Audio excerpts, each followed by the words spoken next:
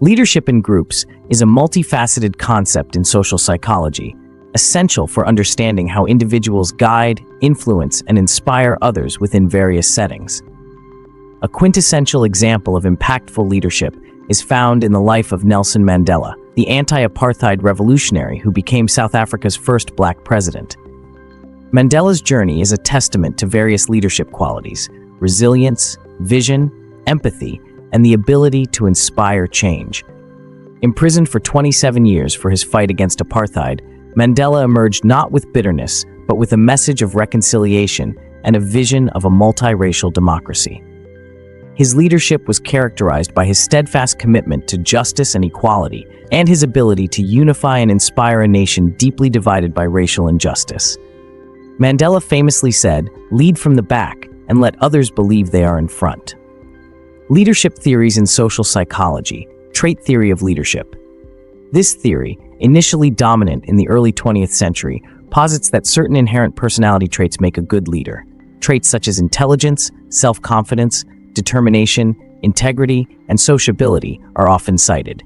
While this theory recognizes the importance of innate qualities, it has been critiqued for not considering situational factors. Behavioral theories. In contrast to trait theory, behavioral theories focus on what leaders do rather than who they are. Kurt Lewin's leadership styles, autocratic, democratic, and laissez-faire, exemplify this approach, suggesting that different situations require different styles of leadership. Contingency theories. These theories propose that the effectiveness of a leadership style depends on the context. Fred Fiedler's contingency model, for instance, suggests that leadership effectiveness depends on whether the leader's style is task-oriented or relationship-oriented, and whether the situational control is high or low. Transactional and transformational leadership. James MacGregor Burns, and later Bernard M. Bass, introduced the concepts of transactional and transformational leadership. Transactional leaders focus on exchanges with followers, offering rewards for compliance and punishments for non-compliance. Transformational leaders, on the other hand, inspire followers to transcend their self-interests for the good of the group or organization and are characterized by their ability to motivate and inspire.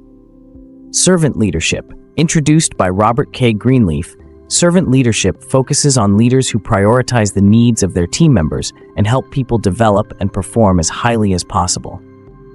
Nelson Mandela is often cited as an exemplar of a servant leader. Social identity theory of leadership. This approach suggests that effective leaders are those who embody the ideals and aspirations of their followers, creating a shared identity within the group. Mandela's leadership, for instance, symbolized the struggle against apartheid and the aspiration for equality, resonating deeply with his followers' identity. Mandela's story and these leadership theories illustrate the complex nature of leadership in groups. As John C. Maxwell aptly stated, "A leader is one who knows the way, goes the way, and shows the way." This sentiment echoes through various leadership theories, emphasizing the multifaceted role of a leader in guiding, influencing, and inspiring others. Continuing our exploration of leadership within the framework of social psychology, let's delve deeper into the social identity theory of leadership, particularly through the lens of Nelson Mandela's life and leadership style. This theory provides a nuanced understanding of how leaders cultivate and harness a shared identity among their followers to inspire and affect change. Social identity theory of leadership, rooted in the broader social identity theory, posits that the most effective leaders are those who embody the aspirations, values, and identities of the groups they lead. Such leaders are not just figureheads, but are seen as one of the group, deeply connected to the group's identity and purpose.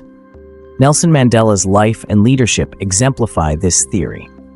Mandela wasn't just leading a movement, he was an integral part of the collective struggle against apartheid. His personal identity was intertwined with the group identity of those fighting for equality and justice in South Africa.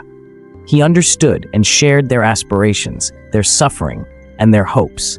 This shared identity made him an incredibly effective and inspirational leader. Mandela's ability to articulate the group's identity and aspirations was central to his effectiveness. He famously said, "I have cherished the ideal of a democratic and free society in which all persons live together in harmony and with equal opportunities.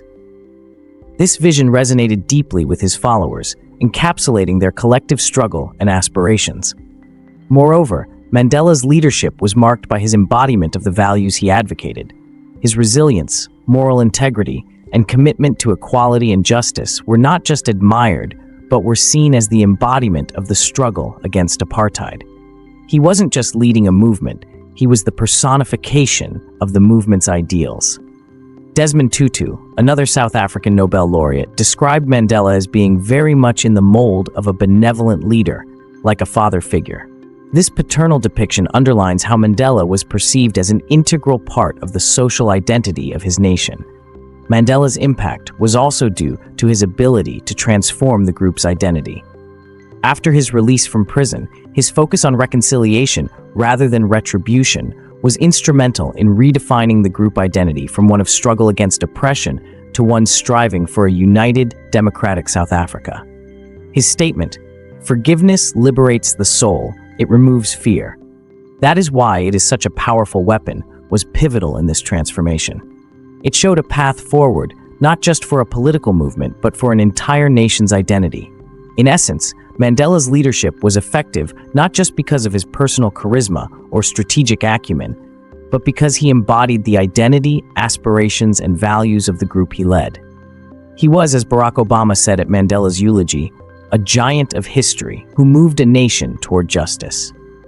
Mandela's case is a powerful example of how leaders can harness the power of social identity to inspire and lead. It highlights the importance of leaders not only in guiding groups toward their goals, but in shaping the very identity of these groups. As we reflect on Mandela's legacy, it becomes clear that the most effective leaders are those who can create, embody, and transform the social identity of their groups. I, Nelson Rolihlahla Mandela, do hereby swear to be faithful to the Republic of South Africa. Our major weapon of struggle against apartheid oppression and exploitation is our people organized into mass formation of the democratic movement. If you're finding this lesson valuable, you can take your expertise to the next level. Join over 27,000 students at the Institute of Professional Psychology and earn your professional certification in this field. Scan the QR code on your screen or click the link in the description to access the full curriculum, workbooks, and your accredited credential. Let's get back to the lesson.